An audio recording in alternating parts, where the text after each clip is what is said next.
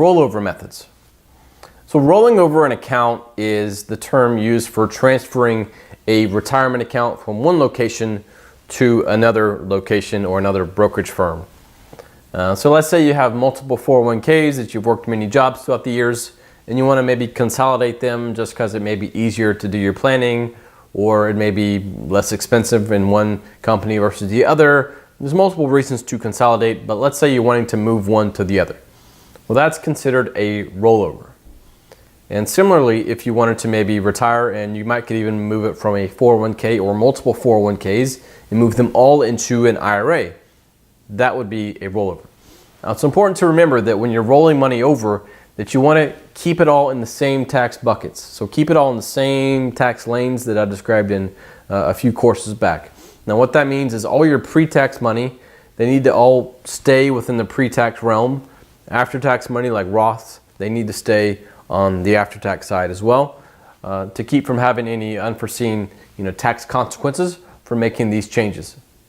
So that means that if you had 401k money, and if it was pre-tax, if you had another 401k that was pre-tax, you can move both of those to an IRA, which also is pre-tax, and hopefully without any tax consequences. Some people have a little bit of after-tax and pre-tax money in a 401k, because some 401ks do allow you to contribute to both after-tax and pre-tax, which seems like the same account, but it's actually two separate accounts. So if you go to roll that over, you're going to have to move the pre-tax portion of it to an IRA to keep it in the same lane, and move the after-tax portion of it into a Roth IRA to keep that part once again in the same lane. All right, so that's just one thing to consider. But there's two real methods to doing a rollover, and those are the indirect rollover and the direct rollover. So an indirect rollover is kind of what it sounds. It's having the money go to a separate person, and that person in most cases is going to be yourself. So you may contact your companies, your firms, whoever your employer is, or wherever you're trying to take the money from, and say, hey, I'd like to make a withdrawal, and they send you the money. And in most cases, like we described in the lump sum idea, they're probably going to withhold 20% of it, so you're already kind of in headache territory. So they're going to send you, let's say it's $100,000, they're going to send you 80 of it and keep 20 to send to the IRS.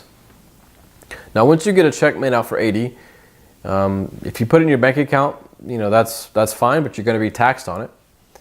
So you have 60 days to move it to the intended location. So it could be 60 days to move it to your IRA or 60 days to move it to your Roth IRA, but you have 60 days to move it without having it be considered taxable. So that's an indirect rollover. Now, the problem comes when, it was a $100,000 account, they sent you $80,000, and within 60 days you roll that $80,000 over to your new firm, but that's not the whole part of it, because there's that other 20%.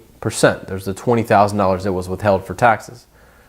Well, believe it or not, if you don't come out of pocket for that other 20%, if you don't find it somewhere and put it into your retirement accounts and make it whole, the whole 100%, then that 20% is going to be considered a withdrawal. And it's going to be considered like a lump sum withdrawal, so it's going to be added to your taxes, however that may fall, with depending on what type of account it was. So that makes it potentially very cumbersome and complicated when you're doing an indirect rollover, because you got to worry about that 20%, try to come up with the difference of it out of pocket, and you kind of make the account whole within a minimal 60 days window, just to keep from having any potential tax burdens or consequences to come with this transfer. Now, the best way to do a rollover is how most people do it. It's considered a direct rollover, and sometimes this is called a trustee to trustee transfer. So what you do is you go to your new firm, wherever you want the money to be. You open an account if it's not already open, and if it's new, of course, it's going to have a zero balance. And you tell your employer or the other companies that's sending the money to basically sign some forms and wire the money over. And if they do that, then in most cases the check will not come to you. It'll just go from one company to the other. That's considered a direct rollover or a trustee to trustee transfer. And there is no 20% mandatory withholding for this. There is no tax consequence for this if done correctly.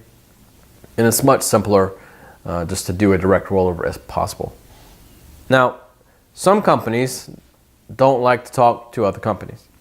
So it's possible that they may send you a check made out to the other firm, not made out to you, but made out to the other firm for your benefit, that you can then turn around and give them. That's considered a direct rollover still, even though you got a check, it wasn't made out to you, it's just in your benefit made out to the other firm.